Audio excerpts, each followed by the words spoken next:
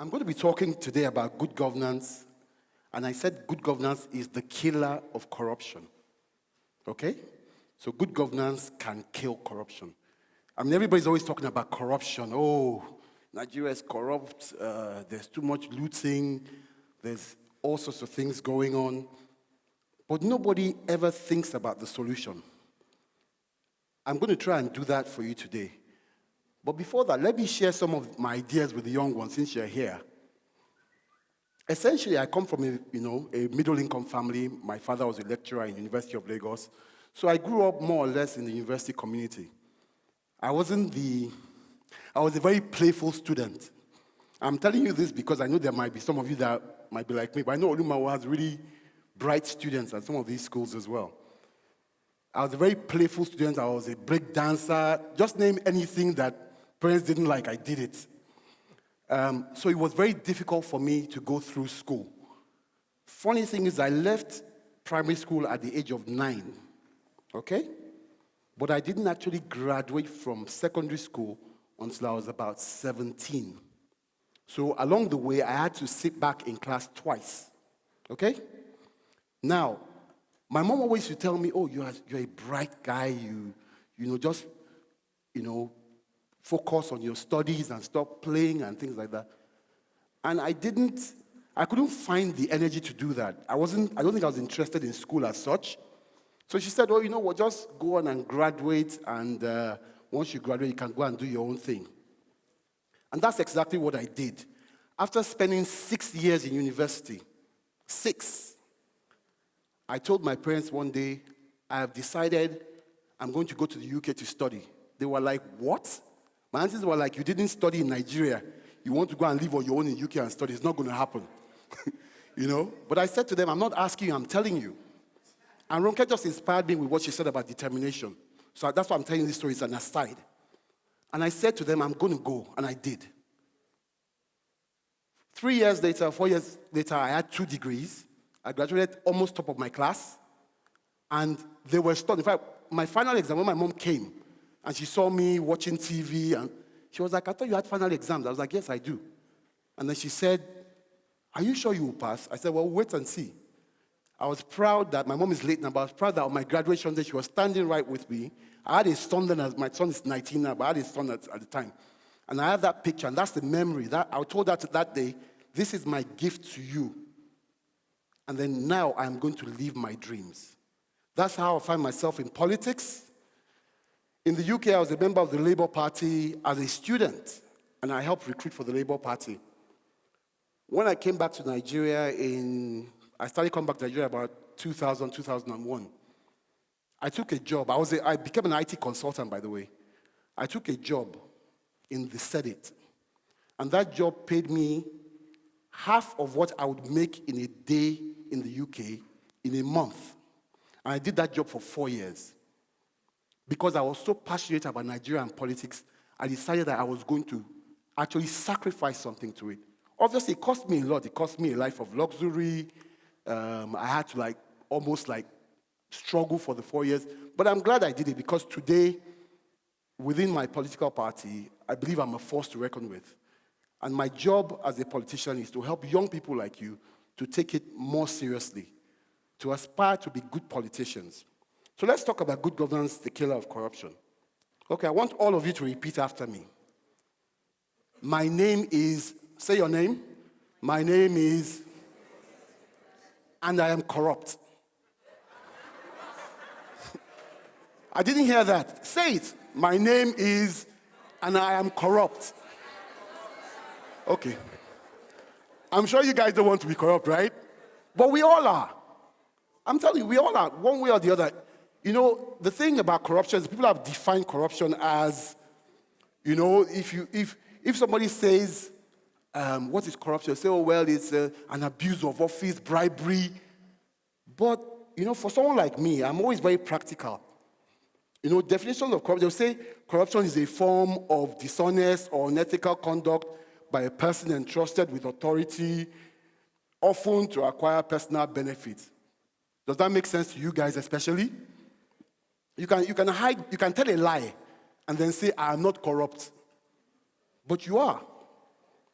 But I would want us for today's discussion to use Cicero's definition. He says it is an abandonment of good habits. We all know what a habit is. Okay, good. So, let me give you an example of how simple corruption can destroy lives. Let's say I'm a contractor for a power company. And then they give me a contract, I bid for it, I win the bid because I know the guy's there. That's what goes on most of the time. And then they say, oh, well, this contract is 10 million, but we want 5 million because we helped you get it. So I say, okay, but let's say I'm importing cables. The actual cables will cost me 5 million naira. So if I give you 5 million naira, I have nothing left. And then I have a bright idea. I say, okay, let me buy cables, substandard cables for 2 million naira.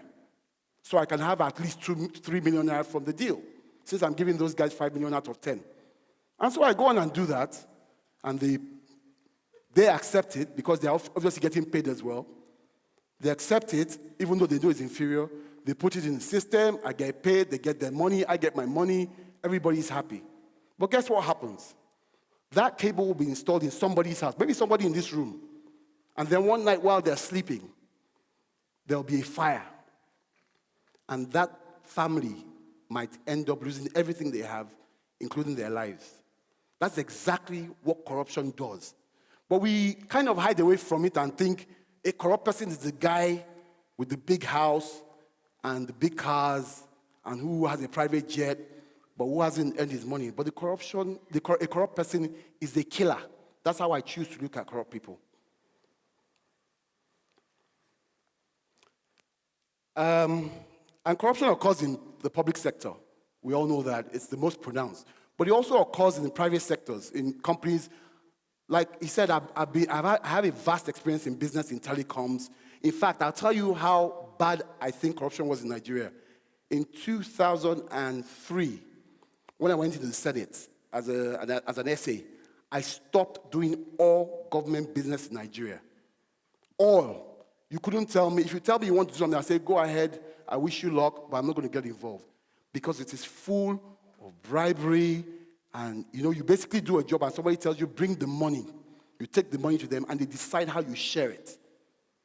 I thought, I'm not going to have any of this. I'm going to build small businesses. So I ventured into the private sector with a group of companies, a consortium.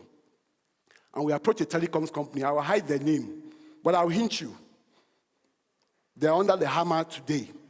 Okay?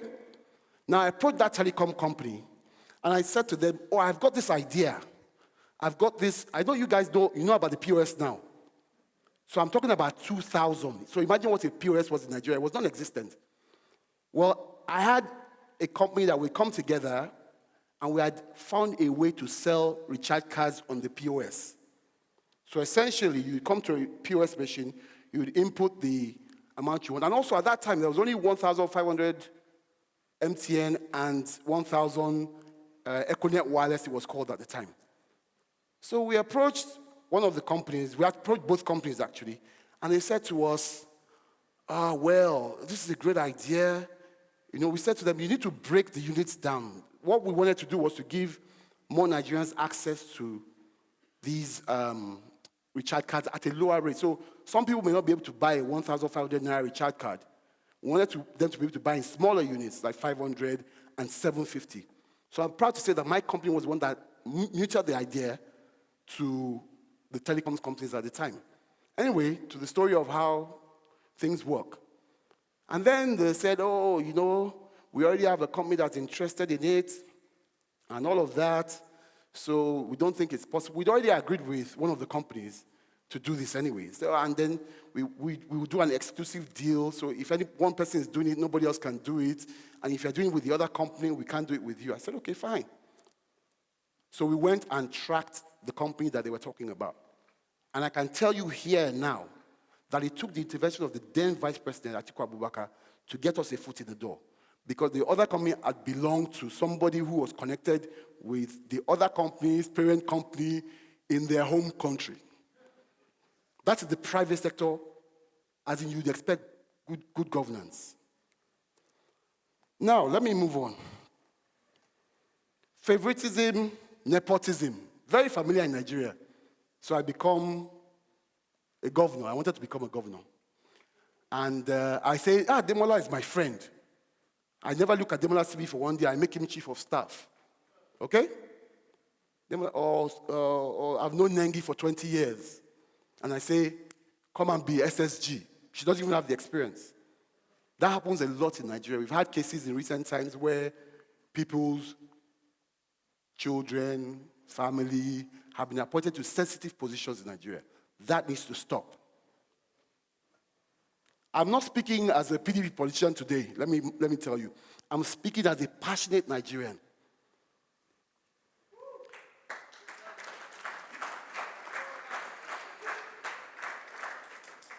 Now, Robert Klitgard postulates that corruption will occur if the corrupt gain is greater than the penalty multiplied by the likelihood of being caught and prosecuted. Right? So if I'm going to steal, and I'm going to use the policeman as an example. I love policemen. I grew up, around policemen. So I'm going to use them as an example. Every time I see a policeman and he's extorting money, because it still happens. You've had 10 IGs come, no more checkpoints, no more collecting 20 naira. But even I remember a kid, a strange experience I had with a kid. This kid was probably about 4. They said, "Mommy, see police money." And honestly, my heart broke into pieces. A 4-year-old saw 20 naira and said, "This is police money." And I told the mom, "Don't ever give a bribe in front of your child again."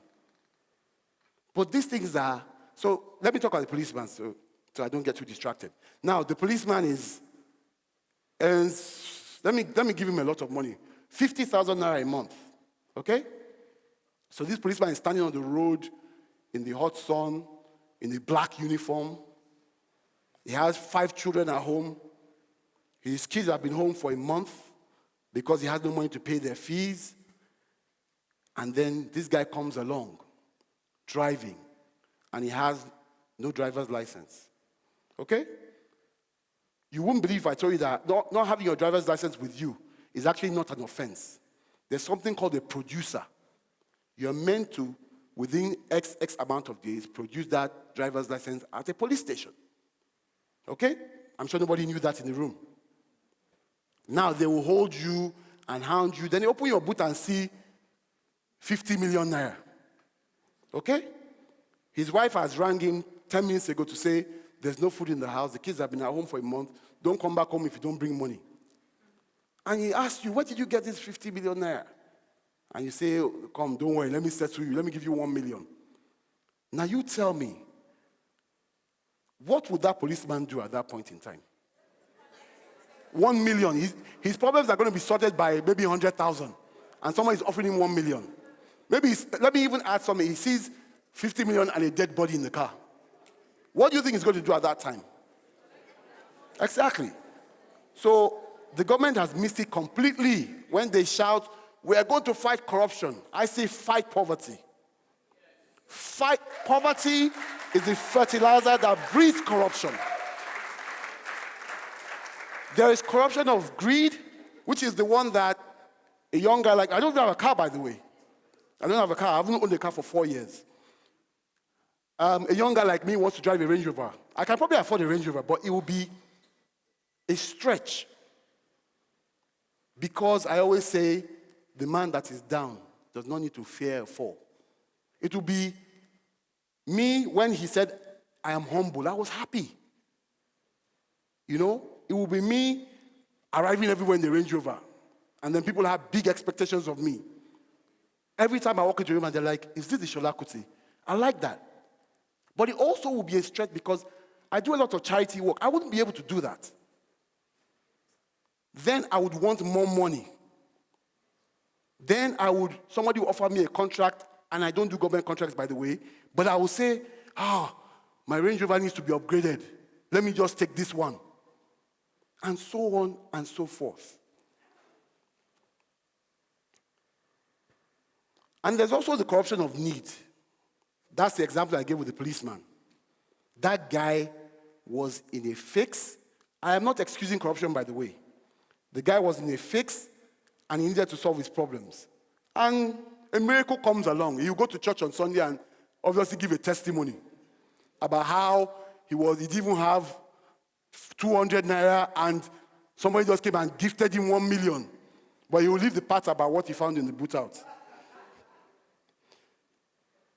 Now, corruption keeps on thriving in our society because people find the cost of living unbearable. It's just unbearable. I have examples. I run companies, I hire staff, and the first thing I ask my staff is, how much does it take you to get to and from work? And when they tell me, I add that amount to whatever I plan to pay them. There is no person on earth. You are setting up yourself for a kill.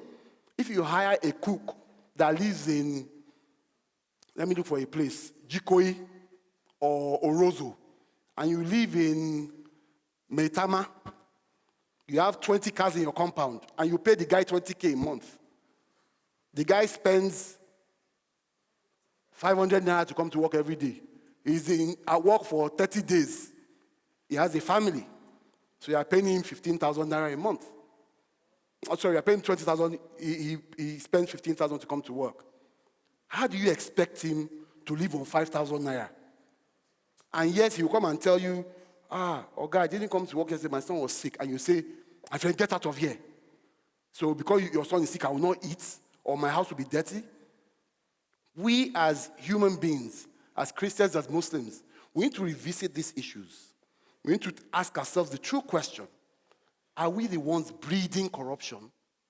Because if you can do a little bit more, and I do everything. I hold nothing back. In my house for days, I don't even have DSTV. For months, I haven't had DSTV in my house for 4 months. But if you see me doing things, you'll be like, how can you neglect that? But what is DSTV a necessity? It's a luxury. So for me, I think the people that can do more should do more for those that cannot do enough for themselves.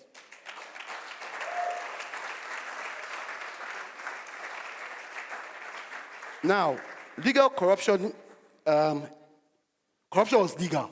Do you believe that? In Europe, it was legal. Up to about 1999. So you could give a bribe. So if I was doing a deal with somebody, I could give him a car as a bribe. Or I could give him $50,000 as a bribe. But then the strange thing was I need to give the person details to the authorities to say, well, I gave this guy $50,000 to complete this transaction. And they could write it off. It was the same in Belgium. And if it was an export transaction, you didn't have to declare the details of the transaction. Luxembourg, even in the UK, if you can believe that. All this, however, changed when the Organization for Economic Cooperation and Development, OECD, enacted an act and an anti-bribery convention, which was signed in 1997 and finally became law in 1999. So let me quickly run through this because I know I only have 2 minutes. How do you receive corruption? How do you receive it? Do you see corruption and say, I don't want to be associated with this person. I heard he stole 20 billion from his bank. Or do you say, let's call this guy. I heard he buys 500 bottles of champagne every night. How do you receive it? I think we receive it quite well in Nigeria. I personally, I always tell my friends, when they go into office, the only thing I tell them is, I wish you all the best. You're not going to be seeing me until you're out of office. Just don't disgrace me. Let me just try and round this up in as little time as I can. So people no longer view corruption as a vice. They see it as normal. It's a way of life. If you are in one political party, only people in the other political party are corrupt. Your own people are being witch-hunted. If a parent or a friend is accused, you defend them. But if someone you don't like is accused, you pronounce him guilty right there without evidence. Okay, but I do solutions too. So I'm going to run through solutions in, please forgive me, madam. The government needs to sit down and analyze the situation carefully.